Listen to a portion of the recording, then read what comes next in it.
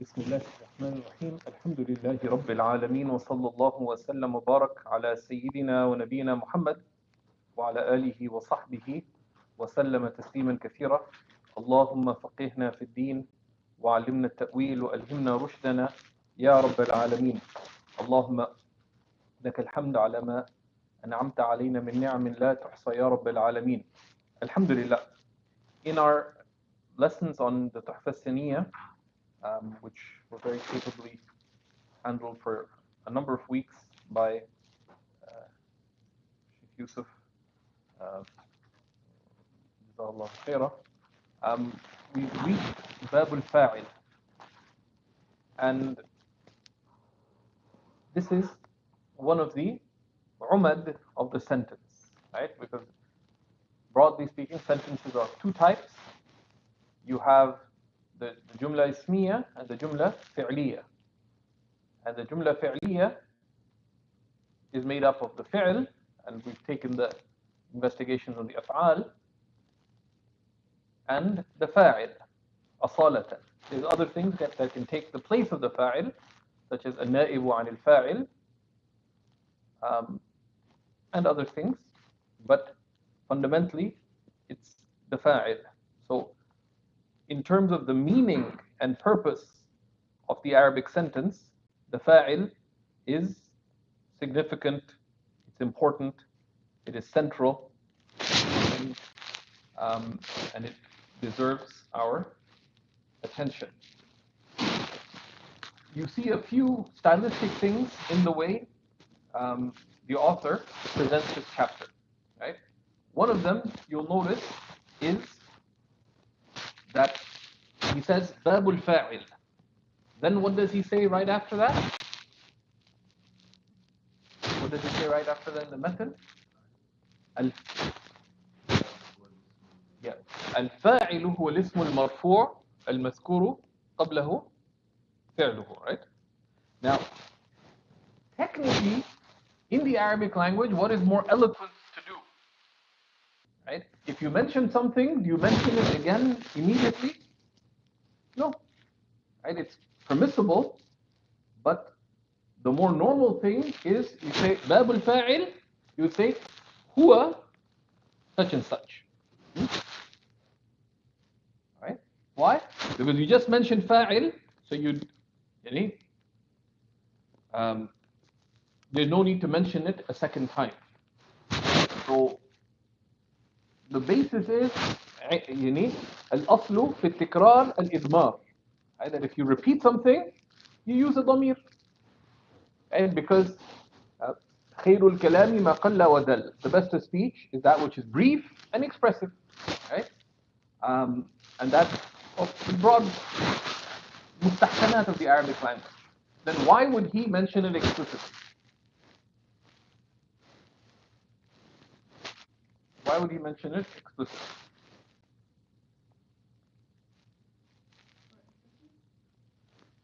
Emphasis, possibly, or but if it's obvious, you don't need to state it.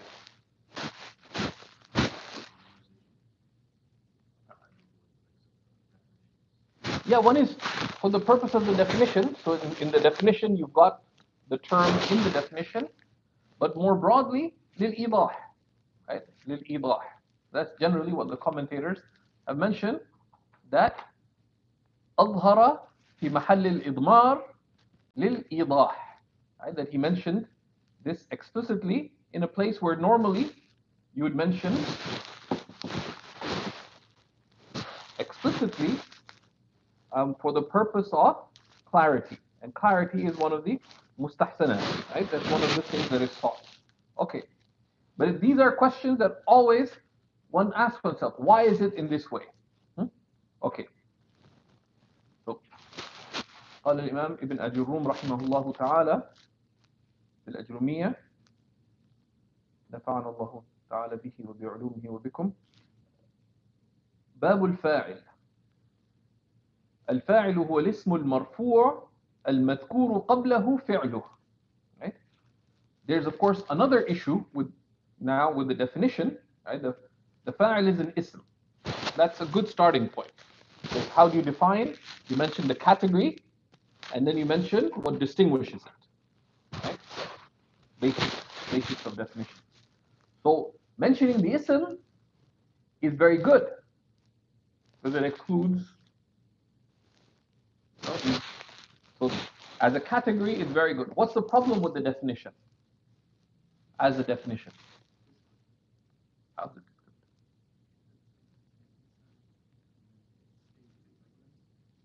But that's not particularly the problem. Because a descriptive definition is still a definition. Right? You have a definition could be a had or it could be a rasm. A had is to mention something by its distinguishing unique qualities, by its essential unique qualities. A rasm is to mention it by its more broader descriptive qualities. What's the fundamental problem with the definition?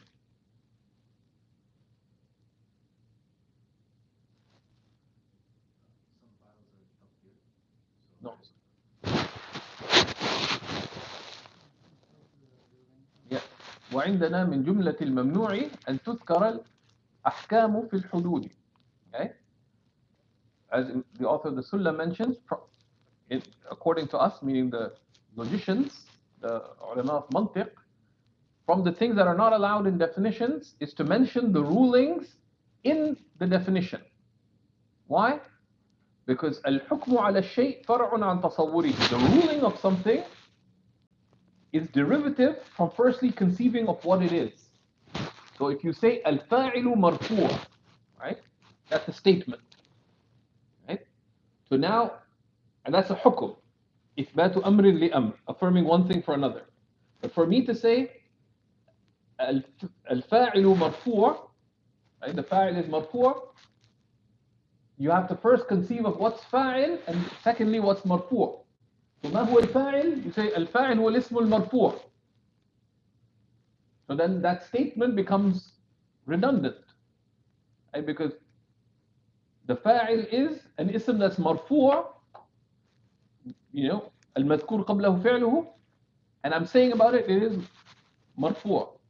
But I still don't know what the fa'il is. So you can't mention the ruling in the definition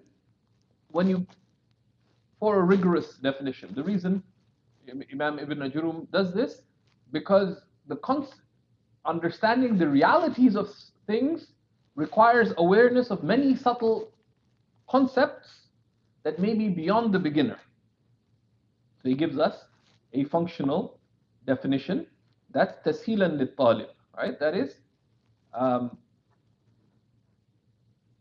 right?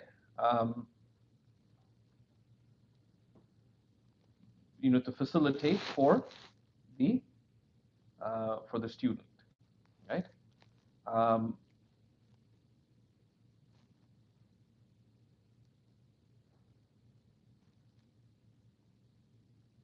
So Shaykh Muhyiddin Abdul Hamid tells us, rahimahullah ta'ala, in his commentary, وأقول الفاعل له معنيان. The fa'il has two meanings. أحدهما لغوي والآخر اصطلاحي. One in the language, one formally. أما معناه في اللغة فهو عبارة عمن أوجد الفعل. Right? The fa'il in the Arabic language is used to refer to the one who originated an action.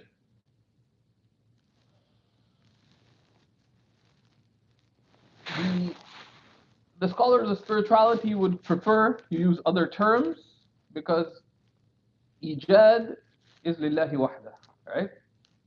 So once we were sitting in class with Shaykh Abdurrahman Kharsa, and we were doing like grammar 6 days a week, and he said Nahwu ahlillahi sahl. The Nahwu of the people of Allah is very easy. Allahu huwa al-fa'il wa ma siwahu maf'ulun bih. The grammar of the people of Allah is easy. Allah is the doer, everything else is being done. Okay? It's maf'ul bihi. But this is in the broader sense, right? So another way of And the grammarians generally use this term, right, in the language. Now, أما معناه في الاصطلاح, as for the technical term, it's what the Shaykh, what the author of the Ajrumiyya mentions, رحمه الله. أما معناه في الاصطلاح فهو الاسم المرفوع المذكور قبله فعله. It is the ism that's in a state of rafa before which its fi'l is mentioned. And of course, this is an important condition. Why? Because in a sentence, you can make taqdeem of the maf'ul bihi, right? You can make taqdeem of the maf'ul, you cannot make taqdeem of the fa'il. So you can say إياك نعبد, for example, for emphasis, right? For للحصر, right? If you could, the normal order would be نعبدك, right? Or نعبد الله, right? But when you put what is in what is in the place of being maf'ul, first it indicates a range of meanings: ikhtisas, hasr, exclusivity, uniqueness, emphasis. You can do that with the maf'ul, you can't do that with the fa'il. Right? So if you say, there's a difference grammatically between saying jalasa Zayd and Zaydun jalas. You say Zaydun jalas, you say jalasa Zayd, jalasa is what? What is that?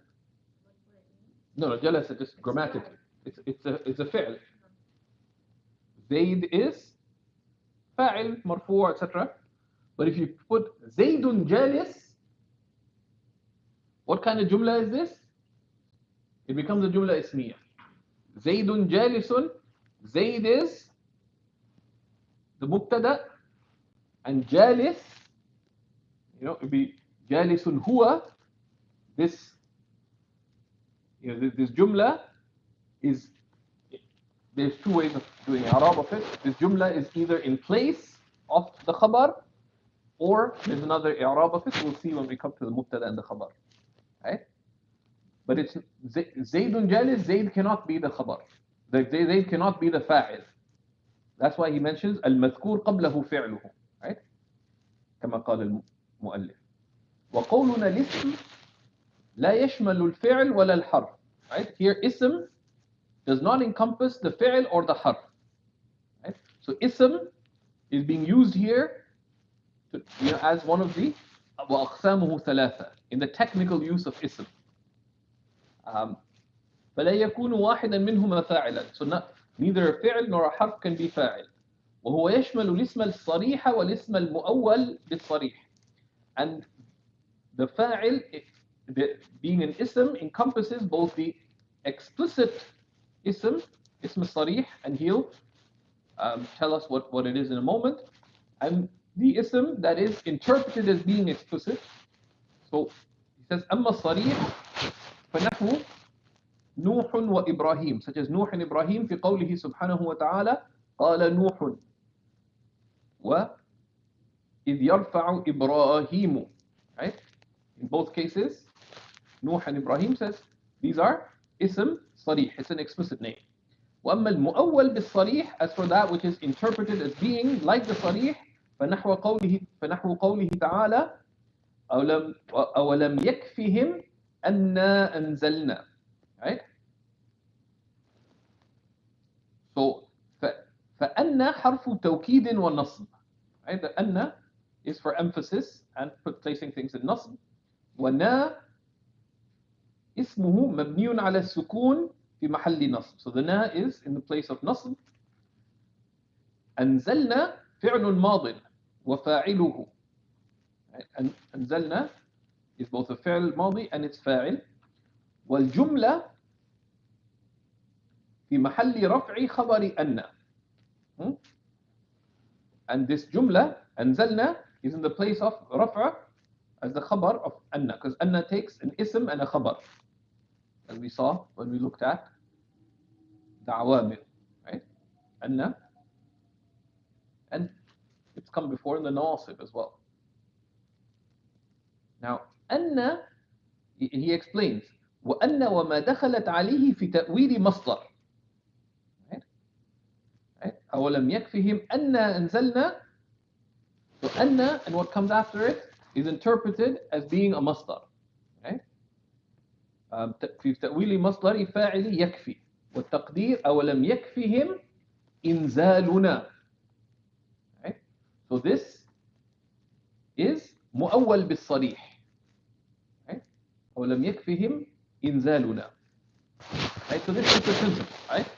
أن and أن, you know, they together take they're interpreted as being like a masdar.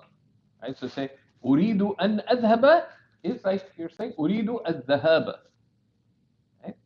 So أن and what's after it is interpreted as being a masdar. أن likewise. Right? That's why sometimes they say أن is حرف توكيد ونصب, and they mention مصدري ونصب, right? Because it's interpreted as being a masdar.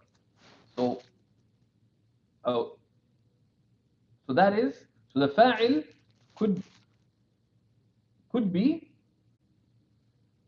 explicit or mu'awwal بالصريح, like in the,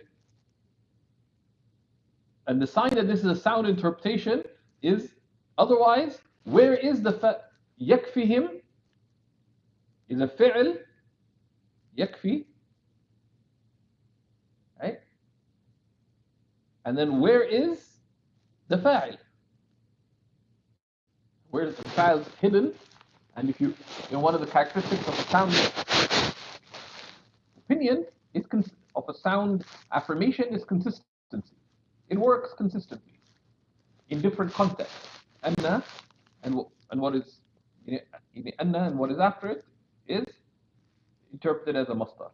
ومثله قولك and you have مثله or مثاله. يسرني أن تتمسك بالفضائل. It pleases me that you hold fast to virtues. And fadl is an amazing term that one would do well to dig deeply in, right?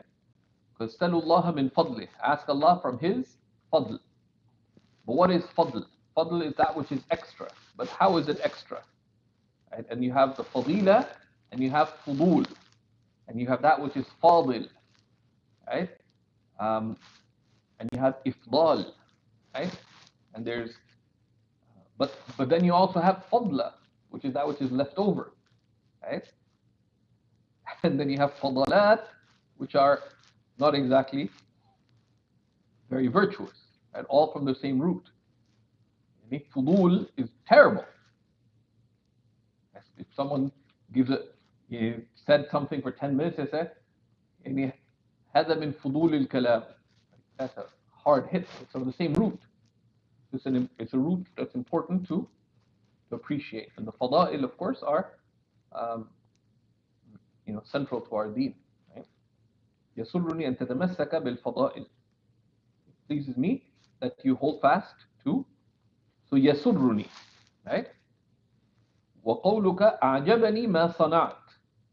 التقدير فيهما, I was impressed by what you did. التقدير فيهما يسرني, right?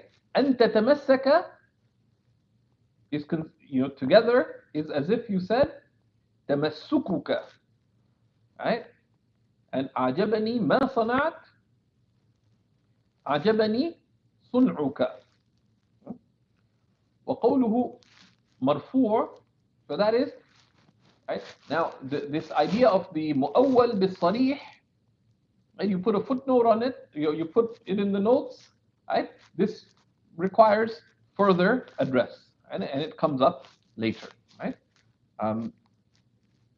He himself gives a number of exercises to get used to using it and identifying it, and as we mentioned, this is a concept that just لا يحل إلا بالتمرين.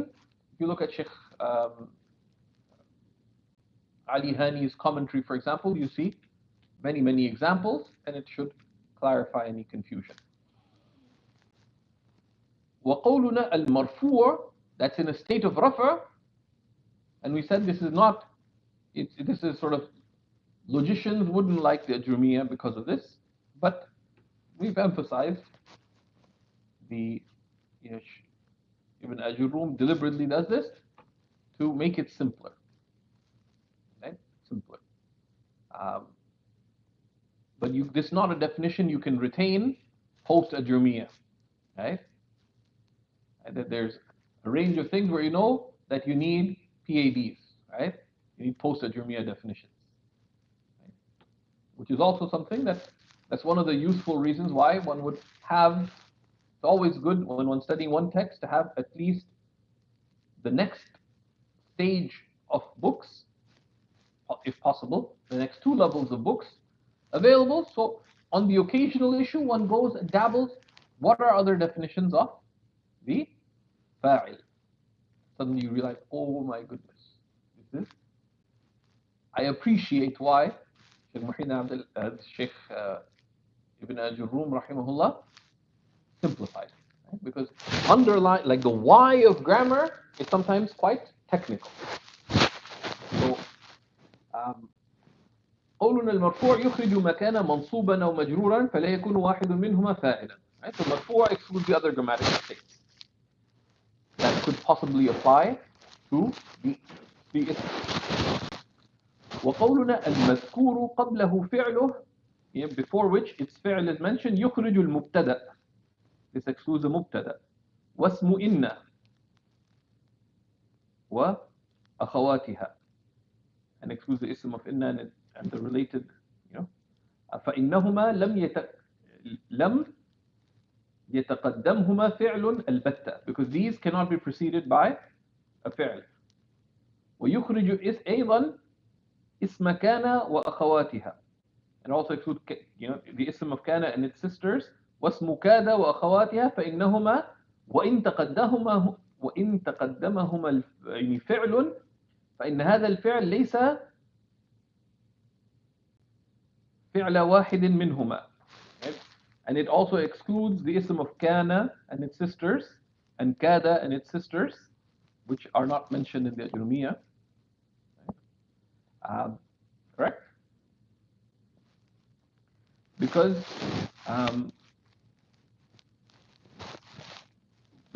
فإن هذا الفعل ليس فعل واحد منه, because the fi'l there is not a fi'l related to kana and its akhawat. والمراد بالفعل, and what's meant by the fi'l here, المذكور قبله فعله, right? The fi'l here is referring to the general case, right? المراد بالفعل ما يشمل شبه الفعل, also includes that which resembles the fi'l. كاسم الفعل, like the ism fi'l. This is a small category, right, of asma that behave like af'al. Right? Ibn Ajurrum deliberately doesn't go into them. These are things, coming soon, the ism fi'l, and they come up in the Mukammimah, for example. They come up later, the ism fi'l. So basically, the Arabs use a number of words that are asma, and they fail the test of a fi'l. Right? They fail the test of the fi'l. Why? They don't take any of the alamat of the fi'l, but they do take some of the alamat of the ism. So they're an ism. But the thing is, they behave in some ways like a fi'l. What do you do? They're an ism, but with some behavioral aspects of the fi'l, such as taking a fa'il. The grammarians, by analyzing them, and one of them is like hayhata. hayhata al-atiq. But hayhata is an ism fi'l. وشتان زيد وعمر.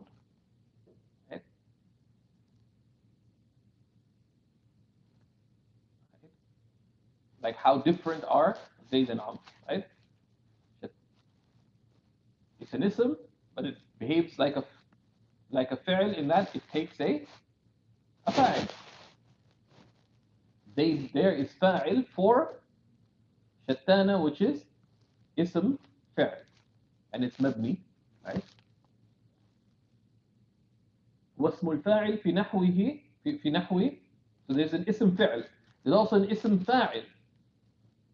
And if you jog your memory, we covered these in very briefly, deliberately, in the awamil. You can go back there. والفاعل في نحو أقادم أبوك. So قادم, the hamza is istifham for asking. قادم is an ism fa'il. قدم يقدم فهو قادم. Right? It's the ism fa'il. The ism fa'il, when it fulfills certain conditions, takes a فاعل. قادم أبوك. فالعقيق وزيد وما عطف عليه وأبوك كل منهما فاعل. Either for the ism fi'l in the first two cases, or for the ism fa'il in the case of قادم. Right? So this is the fa'il is either for for the fi'l أو شبهه. And that's some of the definitions. أو شبهه, المذكور قبله فعله أو شبهه. Right? And the shibh of the fi'l, right? The two most obvious cases are the ism fi'l and the ism fa'il. And for those interested, we did cover this in Birgivi briefly, and what's it called? The awamil, Al-Tuhfa al-Awamil defines both the ism fi'l and the ism fa'il. Right?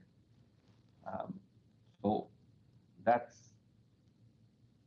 yes? Does the fa'il of the ism fa'il have to come after the ism fa'il that it cannot precede? If it didn't, it would break the definition. Then he says, أقسام الفاعل وأنواع الظاهر منه. قال رحمه الله تعالى وهو على قسمين. It's two types. ظاهر, and you can read this in two ways, right? ظاهر ومضمر or ظاهر ومضمر. What do you have? Hmm?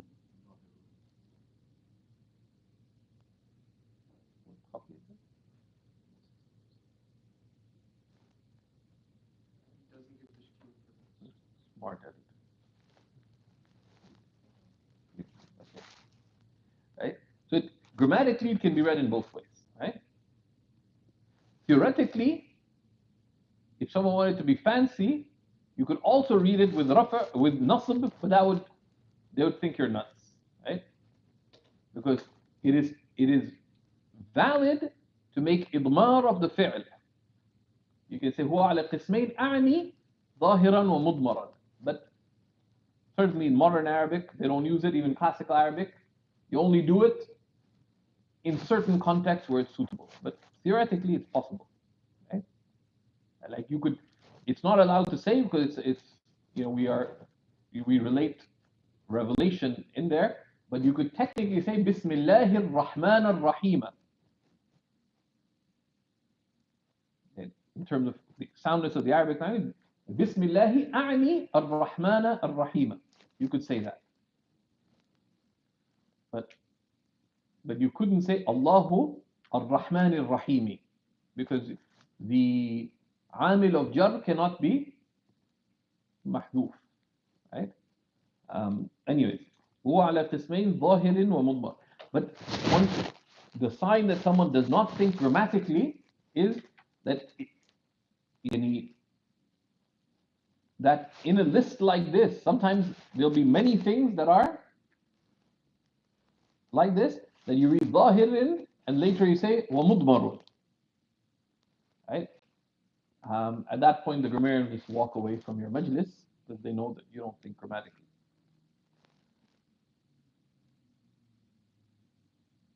فالظاهر نحو قولك قام زيد. Right? So the فاعل can be explicit. قام زيد ويقوم زيد. قام الزيدان ويقوم الزيدان وقام الزيدون ويقوم الزيدون وقام الرجال ويقوم الرجال وقامت هند وتقوم هند وقامت هندان وتقوم الهندان وقامت الهندات وتقوم الهندات وتقوم الهنود وقام أخوك ويقوم أخوك وقام غلامي ويقوم غلامي وما أشبه ذلك and the like of it. So he says رحمه الله أقول ينقسم الفاعل إلى قسمين الأول ظاهر والثاني مضمر explicit or the مضمر which has ضمير. فأما الظاهر فهو so what is the ظاهر? The فاعل that is ظاهر ما يدل على معناه بدون حاجة إلى قرينة is that which indicates its meaning, right? Without requiring a signifier, right? وأما المضمر فهو ما لا يدل على المراد منه إلا بقرينة تكلم أو خطاب أو غيبة. It is that which does not indicate what is meant by it except by an indicator of either having been previously mentioned, right? أو خطاب or addressing someone, right? أو غيبة or absence. When you say هو, for example. And so now he is breaking down here what's the difference between the ism ظاهر and the ism مضمر. Right? So this is now Muhyiddin Abdul Hamid making some tafsil. Right? Telling us a little bit about some of the characteristics of the ism ظاهر. And what is ultimately the fa'il is either an ism, And it can be either ism ظاهر or it can be an ism مضمر. He tells us a little bit about the ism ظاهر and he'll tell us a little bit about the ism المضمر. والظاهر على أنواع. And the ظاهر takes a few categories. لأنه إما أن يكون مفردا أو مثنى أو مجموعا جمعا سالما أو جمع تكسير, because it can be singular or dual or a sound plural or a broken plural, right? وكل من هذه الأنواع الأربعة إما أن يكون مذكرا وإما أن يكون مؤنثا, and each of these can be either male or female. فهذه ثمانية أنواع. These are 8 categories. وأيضا إما أن يكون إعرابه بضمة ظاهرة أو مقدرة, and its إعراب can be with an explicit ضمة or an effective ضمة. وإما أن يكون إعرابه بالحروف, or the إعراب can be with حروف, with letters نيابة عن الضمة, and we've seen the cases of that with the ism. وعلى كل هذه الأحوال إما أن يكون الفعل ماضيا, and then in all of these cases the fi'l can be ماضي وإما أن يكون مضارعا. So if someone wanted to just nerd it out, they could diagram all of this. And then he'll give us loads of examples. Now the examples can, in some cases, and not really here, be a useful reason for picking up some vocabulary, which is one can, but pay attention because there's some vocabulary that's coming up that you likely don't know. So don't let the familiar distract you from vocabulary that you don't necessarily know the specific meaning for. ومثال الفاعل المثنى sorry, I skipped something. Right? It says فمثال الفاعل المفرد المذكر. See, he's going to give us a lot of examples. So the فاعل, the singular and male, مع الفعل الماضي سافر محمد وحضر خالد. ومع الفعل المضارع يسافر محمد يحضر خالد. ومثال الفاعل المثنى المذكر, so here in the فاعل when the dual male مع الفعل الماضي حضر الصديقان وسافر الأخوان. ومع الفعل المضارع with the فعل المضارع يحضر الصديقان ويسافر الأخوان. ومثال الفاعل المجموع جمع تصحيح لمذكر مع الفعل المضارع, so this is جمع مذكر سالم, right? حضر المحمدون, right? Many Muhammads came. وحج المسلمون, ومع الفعل المضارع وده فعل مضارع يحضر المحمدون ويحج المسلمون. ومثال الفاعل المجموع جمع تكسير، the فاعل that's جمع تكسير وهو مذكر مع الفعل الماضي حضر الأصدقاء وسافر الزعماء. This is a word that in preparation you should have looked up. Right? زعماء plural of زعيم. Okay? I'll have حسن الظن and let you look it up. Right? But things like that one should pick up. I don't know what زعيم means. Let me look it up. And زعم is very, very interesting because زعم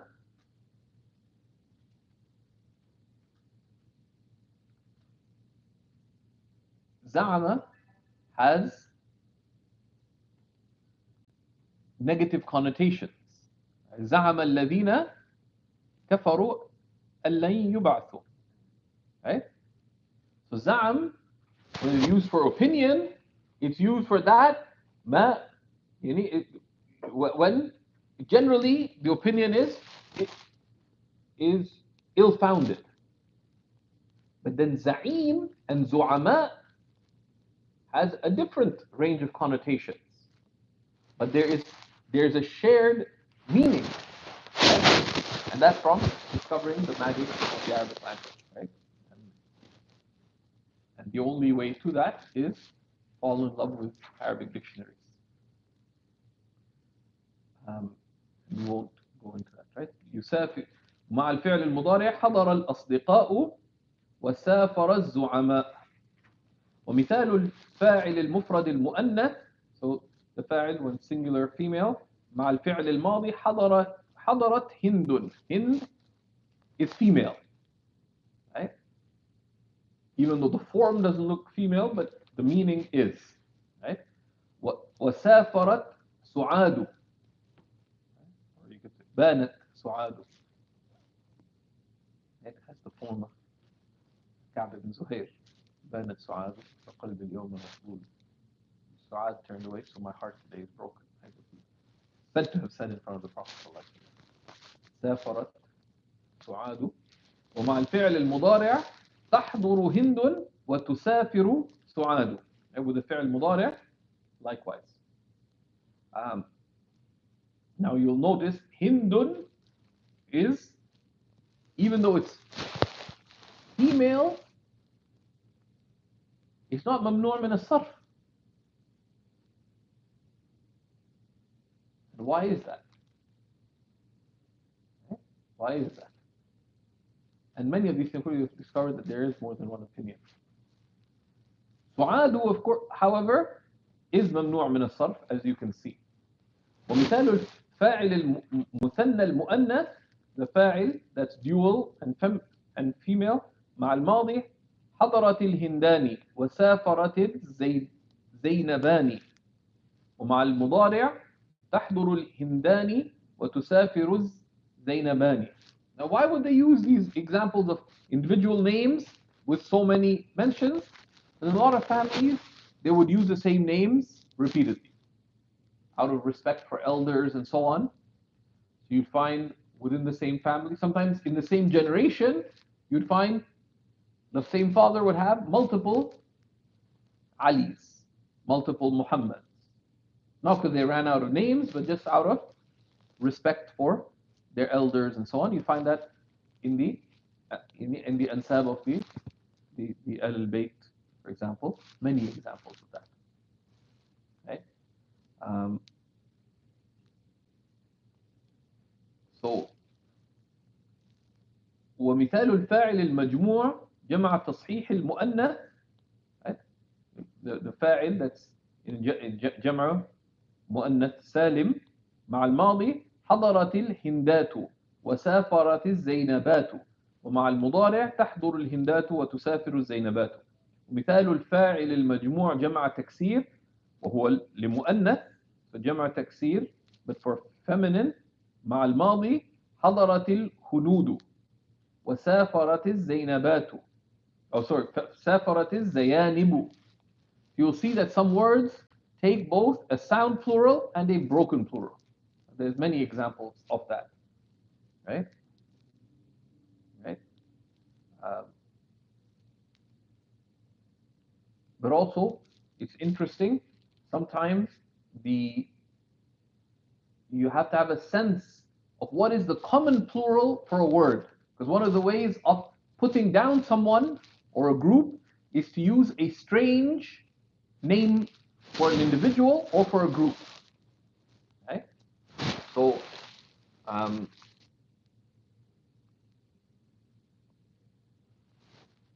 I'm not going to mention who it was written against, but Imam Muhammad Zahid al-Kawthari wrote a book in refutation of a very famous Imam of Islam whose name is very well known.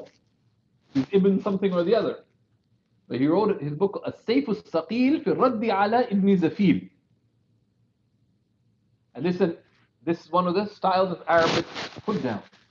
And the guy's name is the scholar's name is well known, but use a name that's rare, but also that sounds like Zafil, sounds like, you know, has many oral connotations that are not very common, also, you know? It has a little of the resonance of from sufl, from the, right? You know, a lot of the za and fa, you know, there's a number of negative words that sounds negative.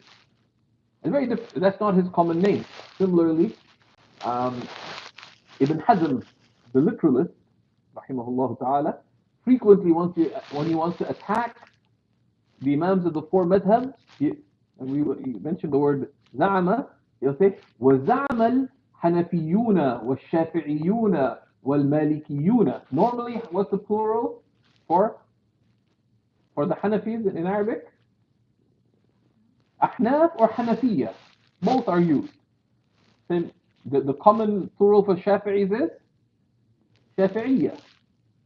Sometimes people say Al-Shawafi'a, right? That's more common. But Shafi'iyun, right, using a rare plural is often done for istib'ad, like those Shafi'is, right? It's a put down.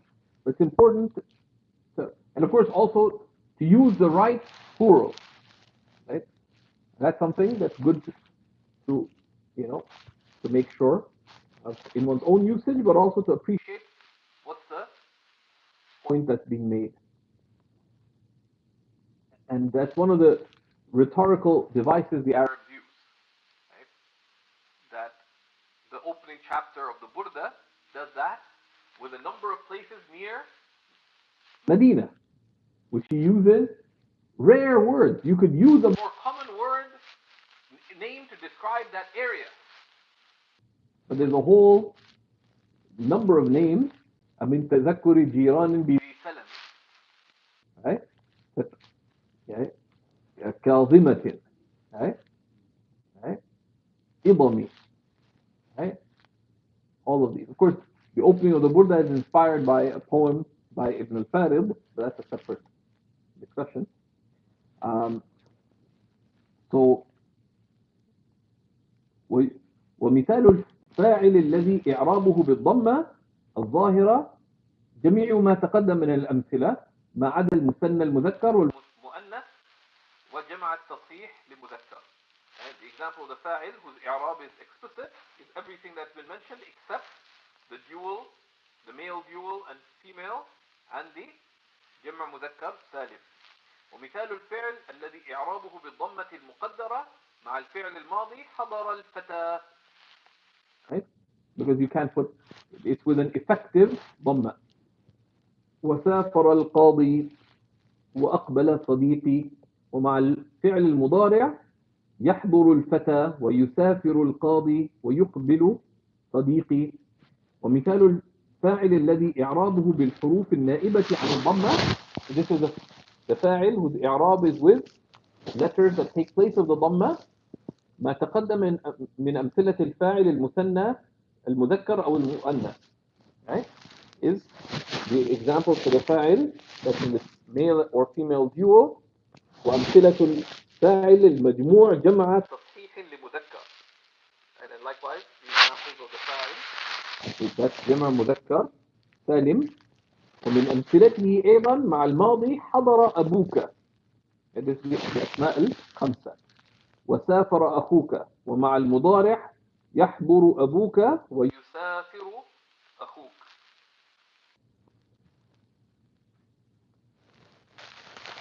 And then he says, so this is, here of course, this breakdown is just loading us up with examples. You don't have to burden yourself with examples and taking notes or something like this, unless there's something unclear or whatever. Something like this one would give very sparse notes, right? That's why some of the commentators don't really go into. Right? He says, ولا يخفى عليك إعرابها وأمثلتها. So, Al-Ashmawi, when you know, like the mudmar is اثنا عشر, he says, and its examples and i'rab are obvious to you. So he just says that and moves on, right? But أنواع الفاعل المضمر. So now the فاعل when it's a ضمير, right? It's an اسم مضمر. قال والمضمر 12. Right? The مضمر can be one of 12 types. نحو. Now, again, he gives the details that the student needs. Each of these 12 has a name. But you see an educational method, right? That he doesn't load you up on the names. Why? Because as Allah subhanahu says, "Kunu Rabbaniyin," be lordly scholars, be lordly people of knowledge. Ibn Abbas said, "Al-alim al-Rabbani man 'allama an-nasa sighar al-'ilmi qabla kibarihi." The lordly scholar, or the lordly scholar is the nurturing scholar, right? Because Allah is Rabbul Alameen, He nurtures us, He takes us gradually, stage by stage. But the ulama also tell us that kunu rabbaniyin is not only with others, but also ibda binafsik, begin with yourself. Anything you want to understand, there is a temptation, let me get all the details. And begin with the end of the subject. Right? But no, have the first person to have rahmah with is yourself, because you're responsible for yourself. So while it's appealing, one of the things they say, one of the qualities that Talab al-Ilm often fail to have in their Talab al-Ilm is zuhud. How? There's zuhud like in their life, which you need to stay focused, but also zuhud that to know what you don't need, where you're at that point. And part of that is to respect the books that you're studying. Right? It's tempting. Now, you're studying Maraq al-Falah, it could be tempting. Let me look up every issue in Hashit ibn Abdi. Is that where you're at? No. I know a little bit of Arabic. Technically, everything we're taking here, you could look it up in the commentaries on Al-Fiyat ibn Malik, and you could look here and there. But then, why aren't we studying those books? Because you get there in this is the, you think, as Ibn al-Wardi says in his Lamiyya, لا تقل قد ذهب أربابه فكل من سار على الدرب وصل. Don't say its people are gone. Rather, all those who travel the trodden path reach. Right? So here, just to make each of these has a name, there's a reason he doesn't mention it, right? But also we have to be very careful. A lot of people, especially those who are the researchers rather than scholars, there's a big phenomena of this sort of what we call bookish. The Sunni by the book. Right? There's two types of Sunnis. Right? There's Sunnis, SBT, Sunnis by talaqi, there's Sunnis by the book. Right? And the Sunnis by the book, you have to be quite careful, because very often they'll say, okay, what can be criticized about the Ajrumiyya? You really think Ibn Ajrum didn't know those things? Okay? but you have to حدث الناس على قدر عقولهم, address people to the extent of their understanding. So examples of the mudmar, each of which have a name. نحو قولك ضربت وضربنا وضربت وضربت وضربتما وضربتم وضربتن وضرب وضربت وضربا وضربوا وضربنا. Right? He says, so the commentator says, أقول قد عرفت فيما تقدم المضمر ما هو. Right? They said we've taken what is the mudmar, والآن نعرفك على أنه على 12 نوعا. It is 12 types. لأنه and this you can diagram, right, from the commentary. Right? So this is he's making some tafsil here, some detailing, right? And you could diagram it because it can be first person, second person, third person. متكلم, right? مخاطب, غائب, right? And each it could be, it will give us a breakdown. This is very diagrammable. It's very useful to see. لأنه إما أن يدل على متكلم وإما أن يدل على مخاطب. We can refer to the speaker or the مخاطب, the one addressed, وإما أن يدل على غائب, the one absent. والذي يدل على متكلم يتنوع إلى نوعين. The one that the ضمير that relates to the one speaking, there are two types. لأنه إما أن يكون المتكلم واحدا, the one speaking can be one, وإما أن يكون أكثر من واحد, or it can be plural. Right? And of course, the plural can sometimes be for other purposes, right? Either the plural of majesty, نحن, for majesty, and sometimes it's the plural of authority. Okay? نقول would be someone speaking that we, meaning that the person is speaking on behalf of the ulama. For example, لماذا يقول علماء الحنفية في كذا وكذا؟ نقول كذا. We say this. This is the plural of authority. Okay? So we say meaning أهل هذا الفن. نقول في توحيد الله موقنين بتوفيق من الله, like the حوية على اختلاف النسخ.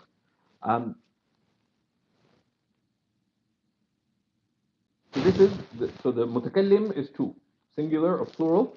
والذي يدل على المخاطب, when that would indicate the one addressed, أو غائب يتنوع كل منهما إلى 5 أنواع.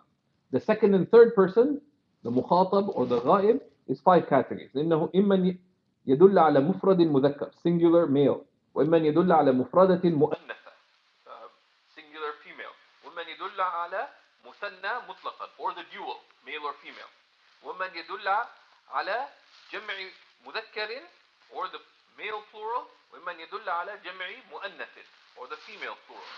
يكون المجموع 12. Two for the singular, and then 5 for the second person, the مخاطب, and 5 for the غائب. 2 plus 5 plus 5 is 12, right? So he gives examples of all these. فمثال ضمير, and I'll just read it straight. فمثال ضمير المتكلم الواحد مذكرا كان أو مؤنثا ضربت وحفظت واجتهدت. ومثال ضمير المتكلم المتعدد أو الواحد الذي يعظم نفسه, the plural could be either multiple or أو الواحد الذي يعظم نفسه, or someone who's magnifying themselves of majesty, وينزلها منزلة الجماعة, and makes it as if it's a group, right? That's a second reason why someone would use the plural. And that's typically either because of rank that they have, or they imagine, or to express authority, right? Which is either rightful or wrongful, but it can be rightful authority, like the authority that the ulama, that ولاة الأمور have, that the rulers have, if they're just. They have the rulers have a right to use that, but if they're just, then they have a moral right to use that as well. Or the ulama, right?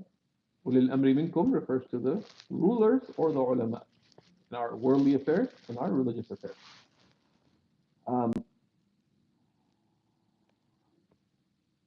here, but these are fawaid that he gives, right? Here he gives us a definition in the commentary of why, you know, the Damir al-Mutakallim, why would the singular use the plural? He says, this is a faida to, this is a very good, clear expression. الواحد الذي يعظم نفسه وينزلها منزلة الجماعة. Right? That's a very good expression for why a singular would use the plural. ومثال ضمير المخاطب الواحد المذكر ضربت وحفظت واجتهدت. ومثال ضمير المخاطبة الواحدة المؤنثة ضربت وحفظت واجتهدت. ومثال ضمير المخاطبين الاثنين مذكرين أو مؤنثتين ضربتما وحفظتما واجتهدتما. ومثال ضمير المخاطبين من جمع الذكور ضربتم وحفظتم واجتهدتم. ومثال ضمير المخاطبات من جمع المؤنثات ضربتن وحفظتن واجتهدتن. ومثال ضمير الواحد المذكر الغائب ضرب في قولك محمد ضرب أخاه. وحفظ في قولك إبراهيم حفظ درسه. واجتهد في قولك خالد اجتهد في عمله. ومثال ضمير الواحدة المؤنثة الغائبة ضربت في قولك هند ضربت أختها. وحفظت في قولك سعاد حفظت درسها. واجتهدت في قولك زينب اجتهدت في عملها. Of course, deliberately mentioning that Zainab اجتهدت, Zainab there is not the fa'il. Okay? Well, if the ضمير is the fa'il. ومثال ضمير الاثنين الغائبين المذكرين كان أو مؤنثتين ضربا في قولك المحمدان ضربا بكرا مسكين. أو قولك الهندان ضربتا عامرا. Because of course hitting can be direct, skin to skin, or could be using an object. Right? But an action could be found using another kind of action. حفظ وحفظ في قولك المحمدان حفظا درسهما. أو قولك الهندان حفظتا درسهما. واجتهدا من نحو قولك البكران اجتهدا. أو قولك الزينبان اجتهدتا. وقاما في نحو قولك المحمدان قاما بواجبهما. أو قولك الهندان قامتا بواجبهما. ومثال ضمير الغائبين من جمع الذكور ضربوا من نحو قولك الرجال ضربوا أعداءهم. وحفظوا من قولك التلاميذ حفظوا دروسهم. واجتهدوا من نحو قولك التلاميذ اجتهدوا. So he keeps emphasizing this as a point for obvious reasons, right? ومثال ضمير الغائبات من جمع الإناث ضربنا من قولك من نحو قولك الفتيات ضربنا عدواتهن. وكذا حفظنا من نحو قولك النساء حفظنا أماناتهن. They guarded their amanas. That's of course one of the central virtues in our religion. And Riyadh al-Salihin has an amazing arrangement.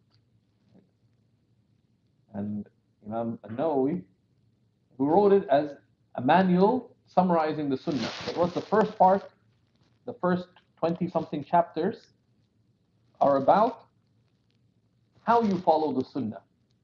The first 25 chapters or so is how you follow the Sunnah. You can call it the Sunnah of the Sunnah. They don't actually relate to specific things that you do. It's how you approach the Sunnah. Okay? About having sincerity. and patience, and repentance, and muraqabah, and taqwa, and in these qualities, and consistency, and gradually increasing actions, and not taking on too much, etc. All these chapters from about the next 25 or so chapters roughly is on amana, حفظ الأمانة. It's about amana, حقوق, and dhulm. Right? Is that their trusts, their fulfillment is من أداء حقوق الناس. That are the rights of Allah are an amana, and the rights of people are an amana. Right? And fulfilling those is one of the greatest things one can do, and not fulfilling the rights of others is of the gravest things one can fall into. That's the next 55 chapters, right? The next 25 or so chapters. Then only after dealing with these two key concepts, how you approach the sunnah and how you fulfill rights, then he goes into the specific do's and don'ts of the sunnah. That's an amazing arrangement of the many outward factors that make Riyadh al-Salihin such a great book. Okay. Well, and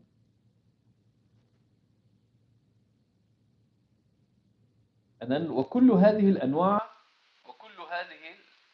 الاثني عشر السابقة يسمى الضمير فيها الضمير المتصل. So in all of these, the ضمير is متصل, is a connected ضمير. وتعريفه, now this is another فائدة, that the ضمير can be متصل or منفصل. Right? And he gives us here a good definition of the ضمير المتصل. He gives us a good definition of الضمير المنفصل. And these are things to catch. Some of Shaykh Muhyiddin Abdul Hamid's Sharh, for the purpose of clarity and ease, can see there's lots of fluff in there. Right? Just to make it very clear. But in that, and some people who have bad attention spans, like myself, can wrongfully underappreciate Shaykh Muhyiddin Abdul Hamid's Sharh, that it's simplistic. It's not. He is a he was one of the great scholars of the 20th century, and one of the great educators in the Islamic tradition of the 20th century. And these extras that he puts in, don't miss out. Someone did the khulasa, sharh,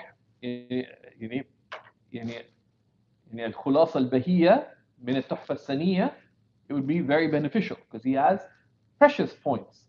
Some of the precious points are clear, but there's also subtle precious points, like his explaining why the singular might be using the plural. Why would a singular say نحن, that we just saw? That's something not to miss, for example. Once in a while, even some of the examples, they are maqasid in the examples he gives. Like other scholars, like we saw Imam Birgivi in his Awamil. There's many studies on Imam Birgivi's Awamil and that, right? So what is the ضمير المتصل? He gives a definition. وتعريفه أنه هو الذي لا يبتدأ به الكلام ولا يقع بعد إلا في حالة الاختيار. The ضمير المتصل, he says, is the ضمير that you cannot begin speech with. You can't say he. Right? That. Right? And it doesn't come after إلا في حالة الاختيار, when you have a choice. Because in ضرورة الشعر, Arabs sometimes did some spectacular things, classically. Now, of course, as you can see, this is not an Ajrumiyya level definition. Right? It gets a little bit, because we haven't really looked at illa and its rules yet, etc. But he gives us a functioning definition. But that's something to retain. This is the ضمير المتصل, especially to be able to contrast it with the ضمير المنفصل. ومثلها يأتي في نوع آخر من الضمير يسمى الضمير المنفصل. Right? وهو الذي يبتدأ به ويقع بعد إلا في حالة الاختيار. And then there's the ضمير المنفصل, which speech can be begun with and it can come after إلا. نحو تقول ما ضرب إلا أنا. No one hit but I. Right? وما ضرب إلا نحن. Right? Now you cannot say ضرب نحن. Right? Because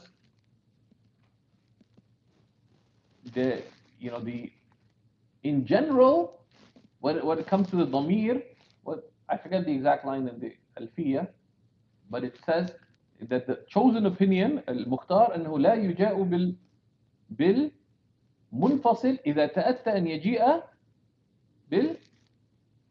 بالمتصل.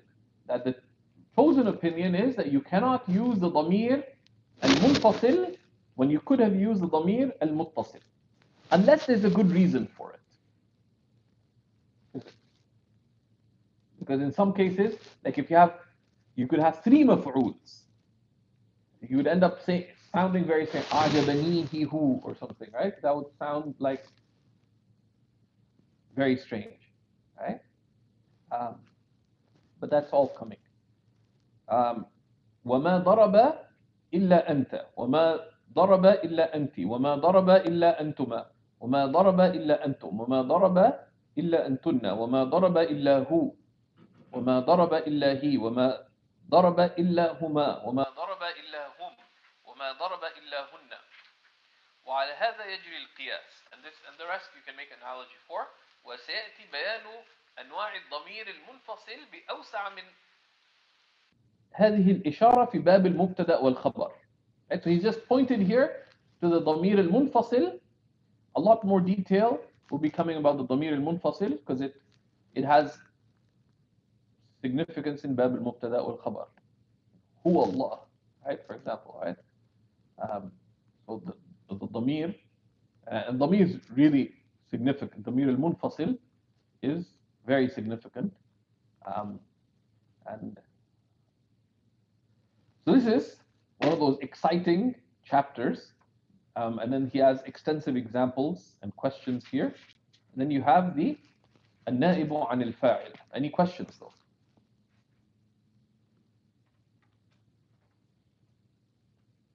Yes? The mirror that is muqaddar in the masculine and feminine, daraba and darabat, is that a munfasil or is it muttasil? My understanding was that daraba huwa, and isn't that munfasil?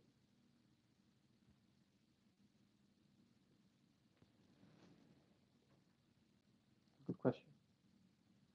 So you use the example of ضرب. Right? So ضرب هو عمرا. Right? So ضرب is فعل ماضي مبني على الفتح. What's the فاعل? It's the فاعل is ضمير منفصل مستتر. ده ضمير مستتر تقديره هو. Right? ضرب هو. Okay? زيد, like you said, زيد ضرب عمرا. Right? So زيد is مبتدا, but then this sub الجملة ضرب عمرا ضرب هو عمرا. Right?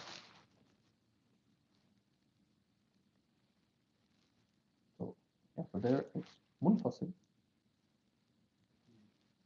The author of the Sharh says that these 12 damir are all damir muttasil as he defines it. So what is the damir muttasil in daraba and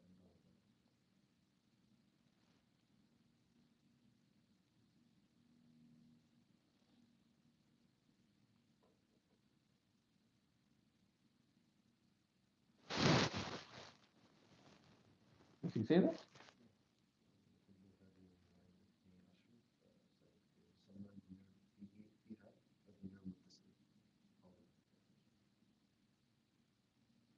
good questions. Let's think about it. And of course, the fa'il, right? Just before we move on, right? Ibn Ajiba says in his commentary, الفاعل الحقيقي هو الاسم المرفوع القدر العظيم الشأن وهو الحق جل جلاله. The true fa'il is the name that is exalted, that is مرفوع in rank, العظيم الشأن, tremendous in its estimation, وهو الحق جل جلاله, and it is Allah, the most real, mighty and majestic is He. المذكور قبله فعله, whose name, whose action is mentioned before, right?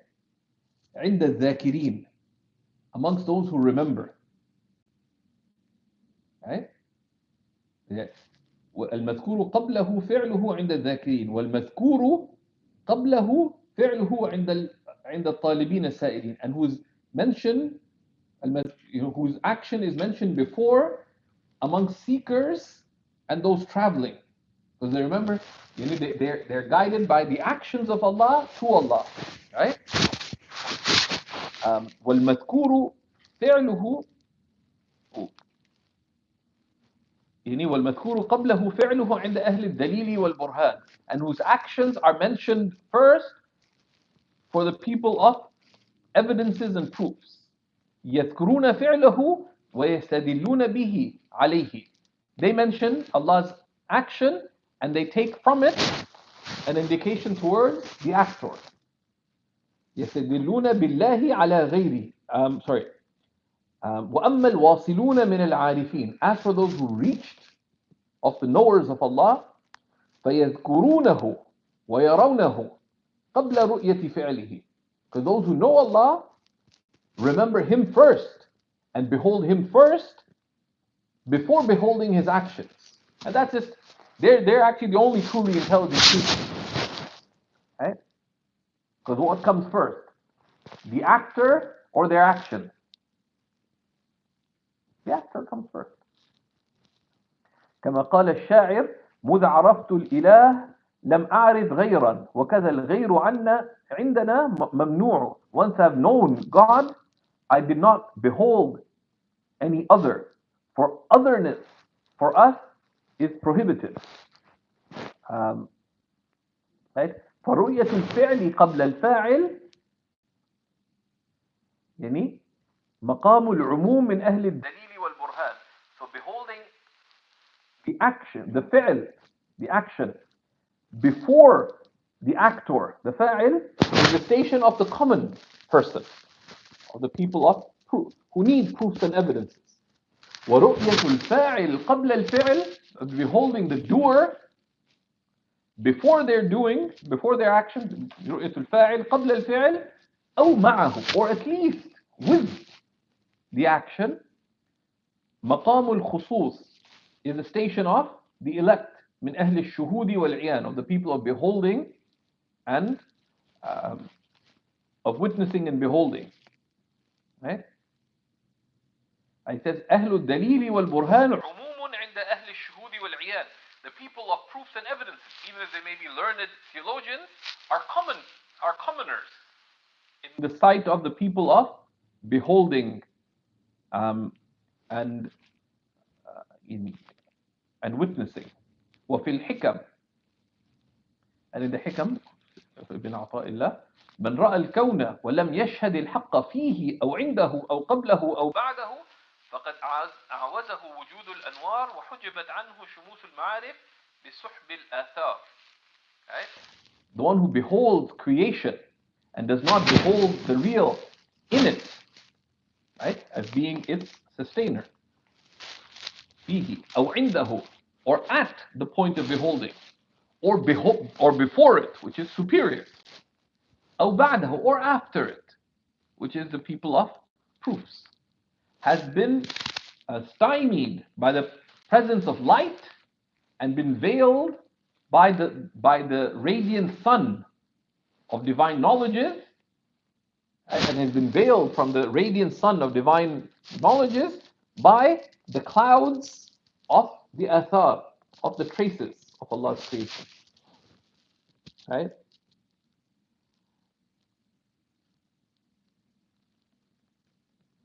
And he talks a lot about, right? And you look in Ibn Ata'illah in his munajat, he says, وَفِي munajat al-hikam, at the end of the hikam, there's munajat, there's divine entreating. Right? And it all has to do with this, much of it has to do with this reality of the relationship between this servant and the Lord. There's إلهي كيف يستدل عليك كيف يستدل عليك بما هو في وجوده مفتقر إليك. How can one take as a means to you that which in its very existence is in need of you? أيكون لغيرك من الظهور ما ليس لك?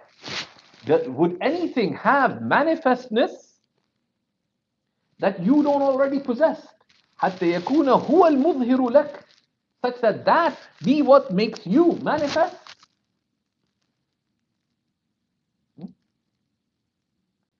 متى غبت حتى تحتاج إلى دليل يدل عليك? When were you absent that you need proofs that would point towards you? Right? And that's what the poet said, نحن في مذهب الغرام أذلة إن أقمنا على الحبيب أذلة. In the way of love, we are lowly indeed if we have to prove that our beloved exists. If we have to prove pride, because يعني لا حياة للمحبوب للمحب دون محبوبه, because the lover has no life besides their beloved. Right? كيف يظهر للعقول سواه? How can any other occur to intellects? وسناه كسى العوالم جملة, when their beauty clothes all creation. Right? And then he goes on and on, right? And رضي الله تعالى عنه. رضي الله. And then he says at the end, وحسب من لم يدرك مقامهم التسليم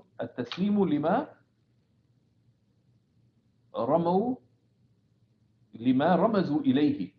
And what's sufficient for one who's not reached that state, رزقنا الله سبحانه وتعالى وإياكم ذلك, is to defer to what they have alluded to. إذا لم ترى الهلال فسلم لأناس رأوه بالأبصار. You do not behold the crescent, then submit to those who behold it with their own eyes. وبالله التوفيق. And he says باب المفعول. باب المفعول الذي لم يسمى فاعله. Right? Any questions before we continue? Not to do with Ibn Ajib, but that's just, I'm just relating what he says, and if you want to ask, you can understand. Then he says, Babul, returning back to Nahu. Right?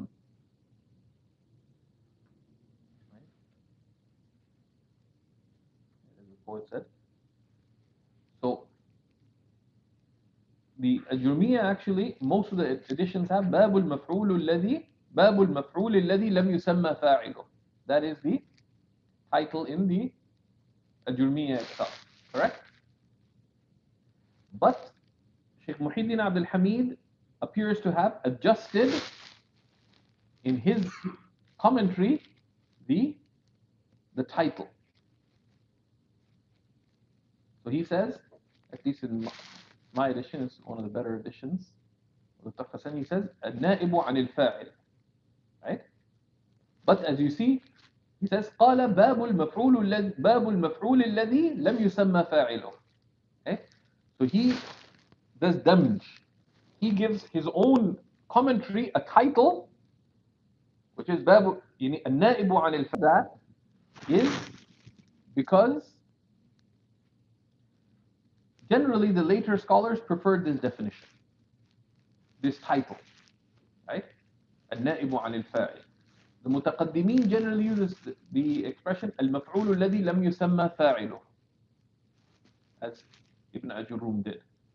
And there's some discussion on this. You can find it in Al-Ashmawi, very nicely summarized, right? That this title, باب المفعول الذي لم يسمى فاعله, that this is the عبارة المتقدمين. There's two main objections to it. One is that it doesn't encompass a number of cases, which is when the masdar or the dharf or the jar al majroor takes its place, right?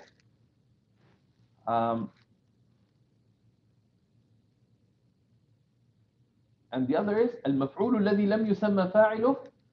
What happens when there's more than one mas'ul, more than one maf'ul, right? كسى زيد عمرا ثوبا, right? Right?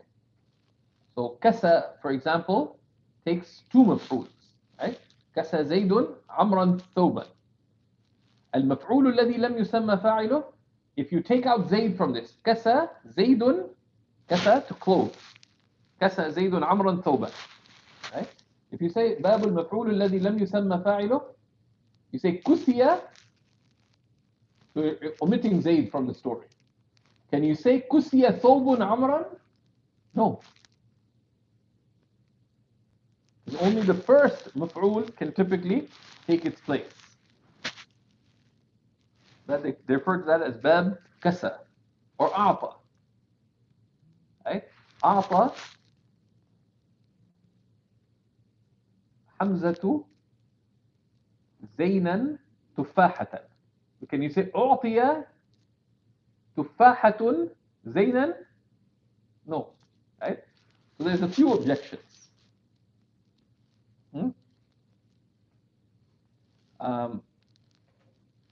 So this objection was also raised by Ibn Malik.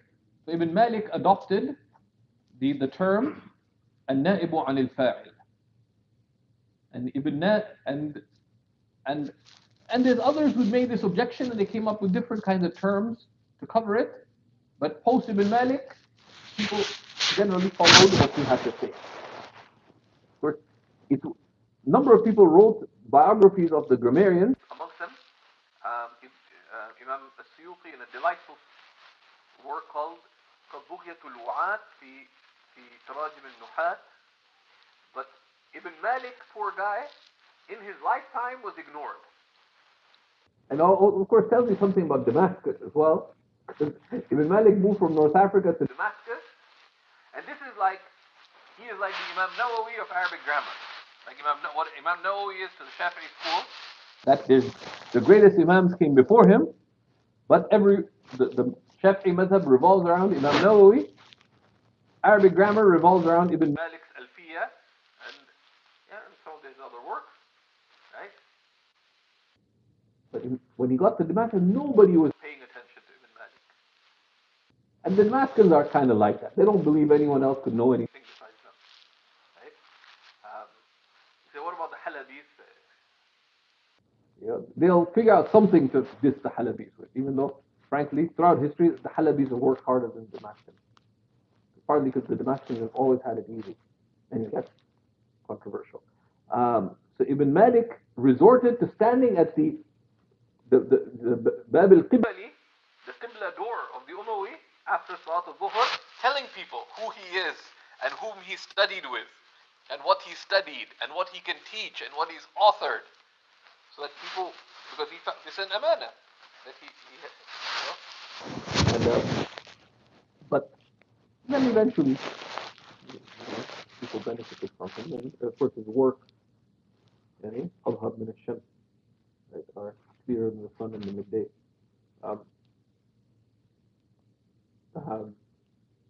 So this النائب عن الفاعل avoids both objections, that it doesn't include certain other cases that take the place of the fa'il, and it's not the maf'ul, number one. Number two, it avoids the objection of when there are two maf'uls. It also has the benefit of being briefer, أختصر. والاختصار مطلوب في العناوين. In titles, brevity is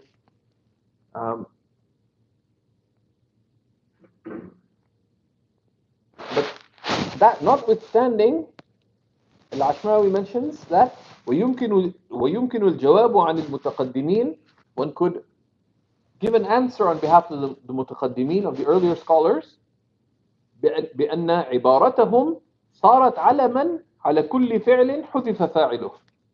Right? That their expression, المفعول الذي لم يسمى فاعله, this became a formal name for every fi'l whose fa'il is omitted. Right? And a title does not necessarily have to convey the full meaning of the title. Right? So, for example, if you know, um, you know, if if if Lubna has a friend called Yusra, but she is really hard, and Yusra is from ease, but she is not easygoing, and she is hard and difficult. Would it be a lie to call her Yusra? Right? Would it be? No, because alam, a name, points to the one name. Now we ascribe that name because of the meanings it has, but it's not necessary that the meaning of the name apply fully to the one name. Right? Right? So let's say Sidi Hamza has a friend called Latif, which means gentle. Now, let's say he's Anif. He's the opposite of Latif. Can you still call him Latif? Or you have to put like air quotes. Assalamu alaikum, Latif. No, right? Because the word here, although Latif has a meaning, but when something becomes a alam, a title, like a formal name, it is pointing to the one named, and the meaning does not necessarily have to apply fully. That applies to all people's names. Right? The ulama were very troubled by it. That's actually one of the ways that some of the titles from the early ulama, Al-A'rash, Al-A'raj, the lame, Al-Aqta, the one who has a limb cut off, right? Al-Samin, the fat one, right? Etc. They said that now it's become, that it's become a alam for that person, and its meaning is not intended. Unless you intend the meaning, then don't say it. Right? If you feel anything in it, just say قال صاحب الدر المصون, the author of the Durr al-Masoon said, without mentioning it. Right? So anyway, that's باب المفعول الذي لم يسمى فاعله, and some of the background regarding it.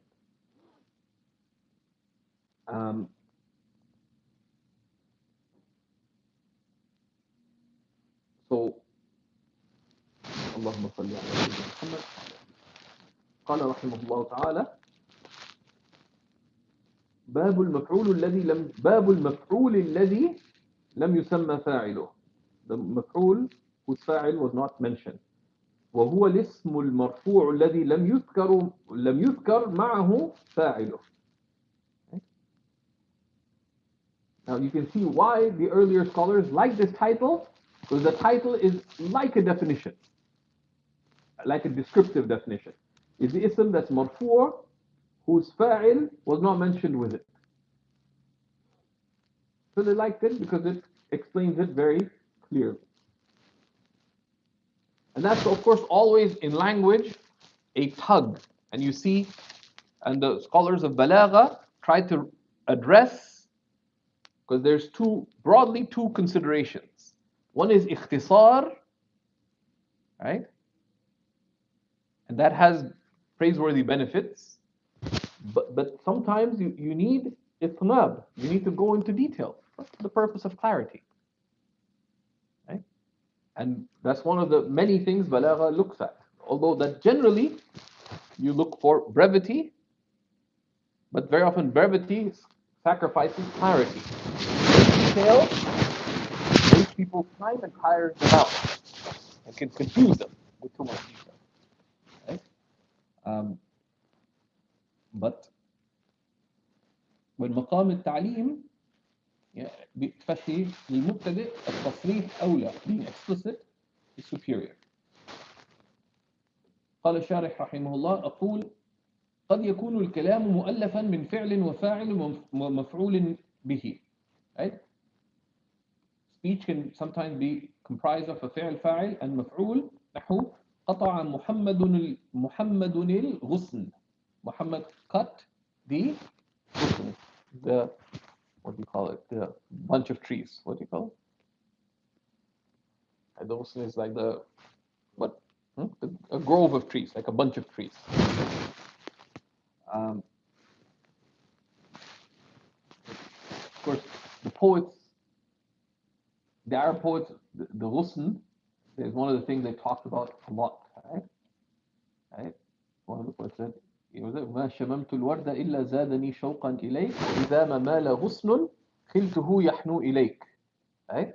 So I never smelt a rose except that it increased me in longing for you. Capital Y. وإذا ما مال غصن, and no trees ever incline. وإذا ما مال غصن خلته, I felt it يحنو إليك. It felt it yearning for you.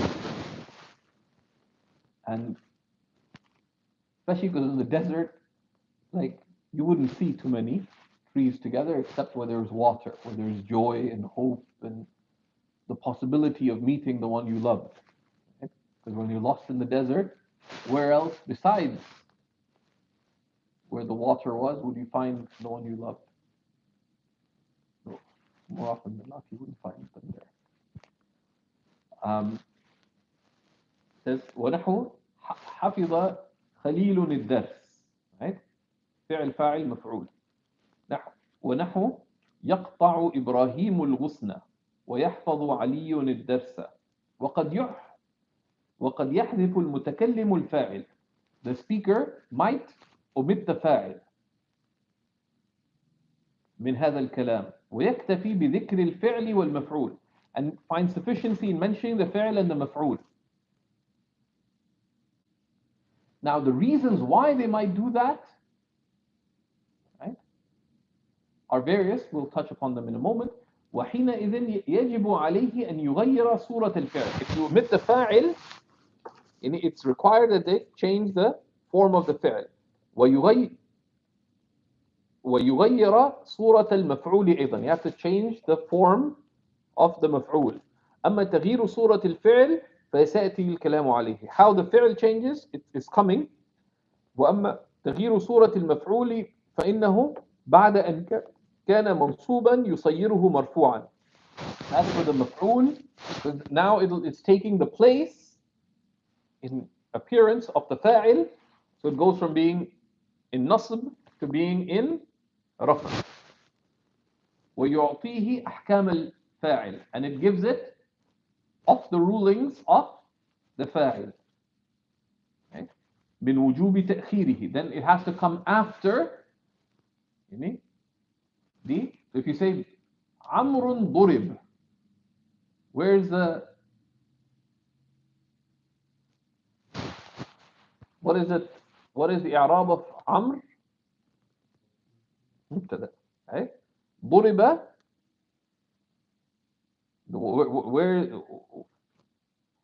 where is the فاعل?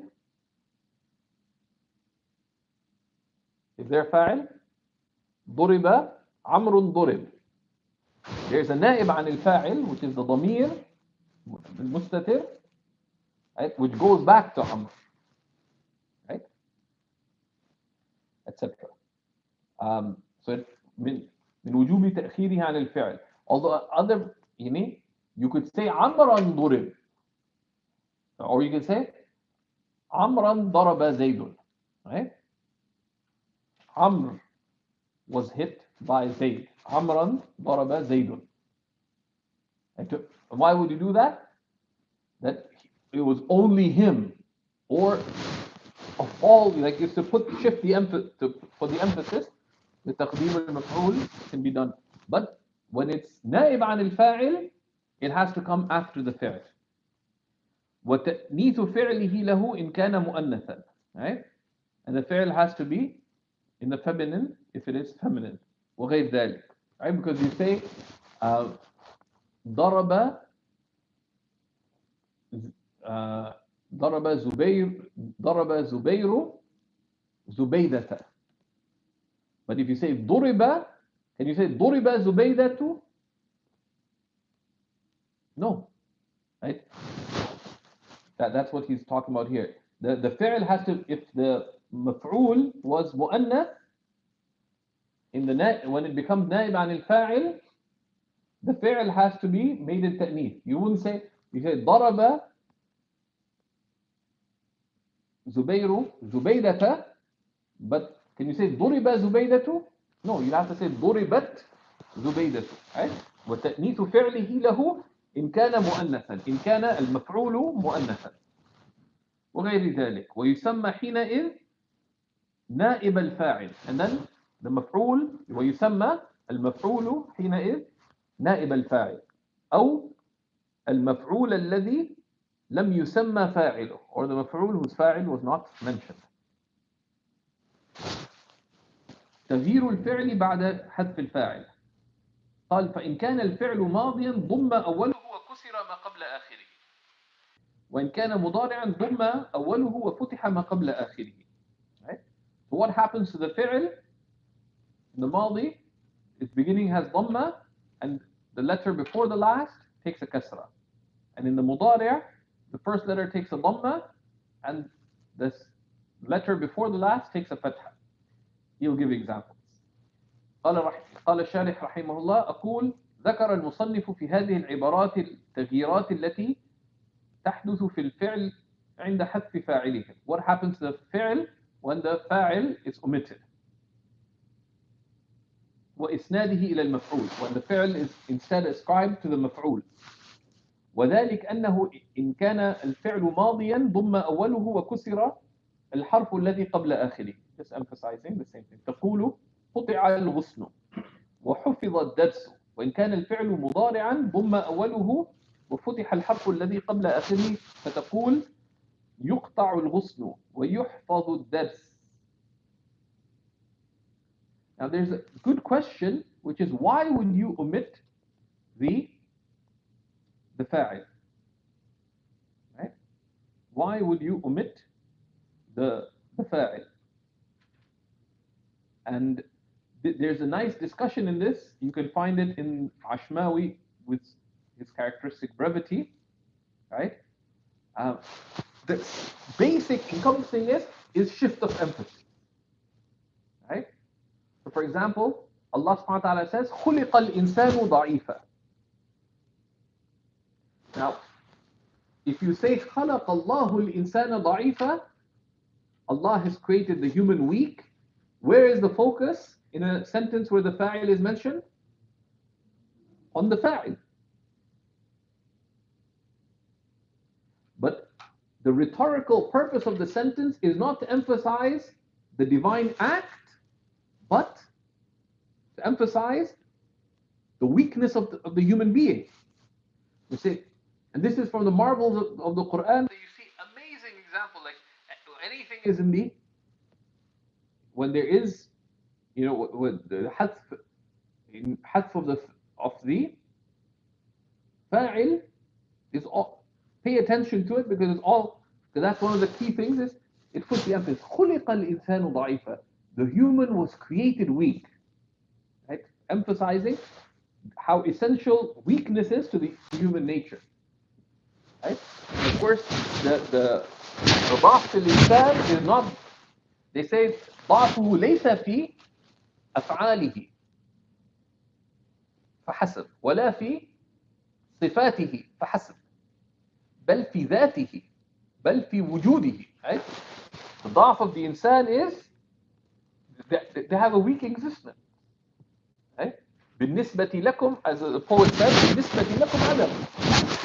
In comparison to you, essentially nothing. Oh Allah, right? الضعف is من لا وجود لذاته من ذاته فوجوده لولاه عين محال.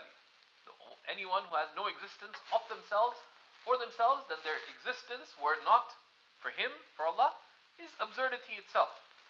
So it shifts emphasis. That's the basic purpose. Right? Sometimes, and then he breaks it down. Right? الغرض الذي يحذف الفاعل له إما معنوي or لفظي. Right?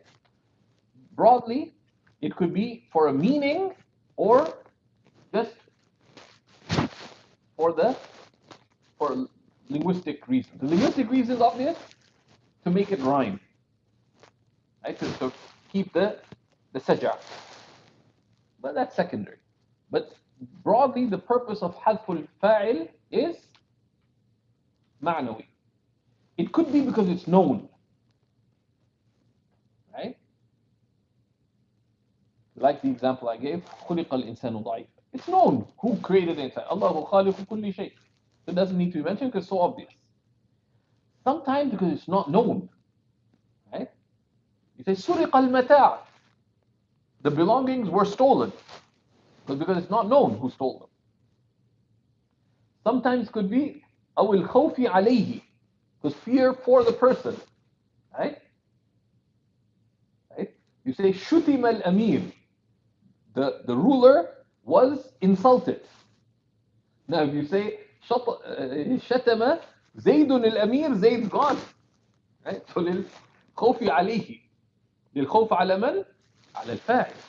Or it could be للخوف منه. Right? For fear for them. Right? غصب المال. Right?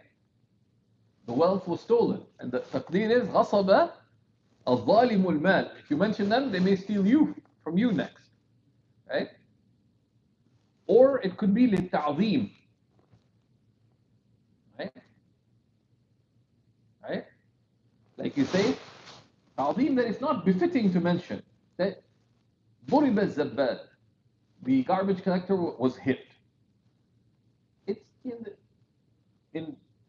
it's not a good, no one should be hit, but it's not something you describe that the ruler did that. You know? It's or تحقيره. Right? Let's say because the ruler hit the garbage man, but the garbage man went back and hit the ruler. أو تحقيره. Said ضرب السلطان. The sultan was hit today by one of his. But you say ضرب الزبال السلطان, it's unbecoming to mention. Right? So there's various reasons. And of course there's many more, but these are just من باب التعداد وليس من باب الحصر. Right? So these are just some of the examples. You can find these in Ashmawi, page 29, I believe.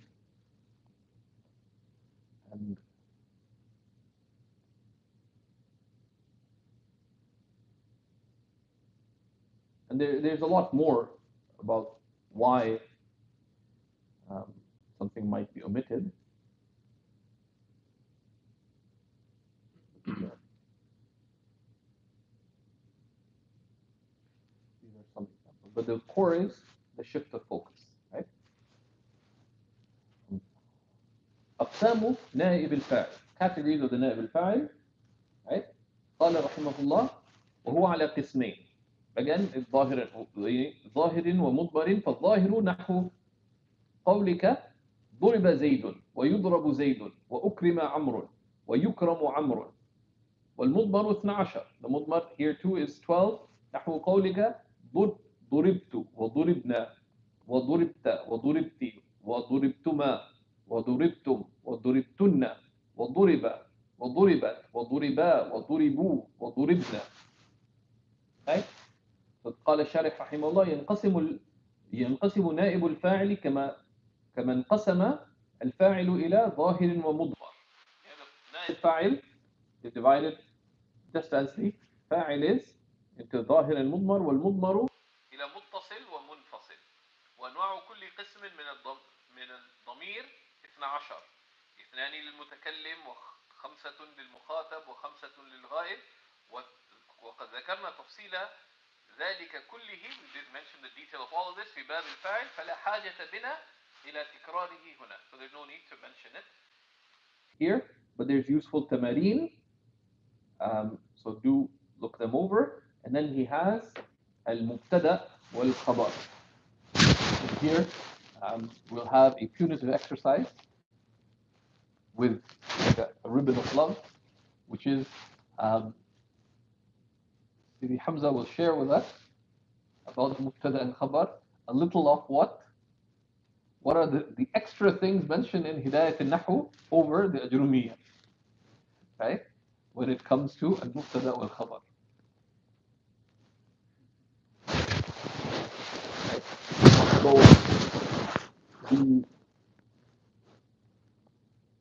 there's a reason to mention that, right? Because in every educational system, there was an emphasis on tadarruj, on like a gradual study, a gradual deliberate study. So in the Indian subcontinent, for example, the maktab system, from when a student would be 7, and one of the errors that happens in a lot of the madaris is that most of the madaris, which generally, the madrasas are like an Islamic high school, right? And technically someone who graduates just from a basic madrasa program is like a high school graduate. Like someone who does high school, even if they're serious students, they may have some ability, but have they become a scholar of geography by taking high school? No. A good student may have some skills, but they need to go and specialize. Otherwise, they just still. That's why, like Mufti Rafi Usmani would always tell graduates from the madrasa that, look, don't think you're ulama yet. You now just gain the tools of ilm, but now you have to really do something with the tools to be considered to have any knowledge. But the thing that's ignored is that the madrasa curriculum is like high school. It assumes that you've done primary schooling. Right? You don't just jump into grade 9 or grade 8 or whatever. There's something that precedes it, which is the maktab system, which is what happens between the age of 7 and 12, let's say. Over several years, students would learn how to read and write, how to read Quran, how to fix their khat, but also they learn the mabadi al-ulum, the basics of the basic science. Right? And many of these texts were so simple that people would be embarrassed to put their name in front of it. And there's a number of these books that say, yunsab ila so-and-so. Why? Because it's like, you want me to just list the fara'id of the prayer, fara'id al-wudu, wa-salah, etc. Some big faqih, and that's why some of them, they say, mansoob ila. But those are important because pedagogically, educationally, people jump in to the high school curriculum but not having that previous background. And in different lands, to be able to start a madrasa curriculum in the Indian lands or the Persian lands, in the maktab system, they had to do more study of grammar. Why? Because the people studying it were non-Arab. Whereas Arabs would need to do less preparatory grammar before you started this high school. Which is one of the key reasons why, not for obvious reasons, why the Arabs start with something much simpler than the non-Arabs. In most madrasa curricula, they would start something like the Ajrumiyya. Is it that the Indians were so much smarter that they started with Hidayat al-Nahu? No, it's just because, like, for a 7-year-old to be ready by the time they enter the madrasa to study in Arabic, they need to have done a bunch of stuff before. So, but now people get thrown in straight into Hidayat al-Nahu, like, and there's a purpose to that. It's not just punitive, because you're a smart guy, and you've learned the lesson already about the difference between Hidayat al-Nahu. But if you look at how many rulings are mentioned about the Mubtada and Khabar in the Ajrumiyya, it's only a handful. You see the long list of issues that are mentioned in Hidayat al-Nahu, and you should make a lot of dua for Ibn Ajurru. If you remember, like the people teaching you as well, and Shaykh Sayyidina Abdul Hamid, that would be appreciated, right? So we'll start with the Mubtada and Khabar, right? And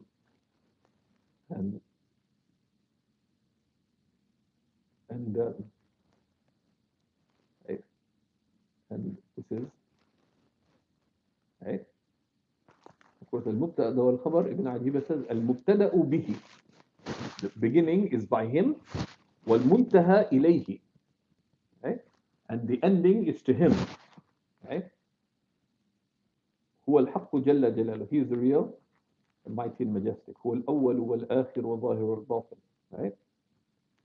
وقال الله تعالى وأن إلى ربك المنتهى. And that to your Lord are all ending. والمبتدأ إشارة إلى الذات العلية الأزلية. And when he goes into things like way beyond, so we won't get into that. Right? Right. Right. رضي الله تعالى وصلى الله على سيدنا محمد وعلى آله وصحبه. When someone finishes a tuhfa, what level should their self be at? They're two separate but related things. Right? So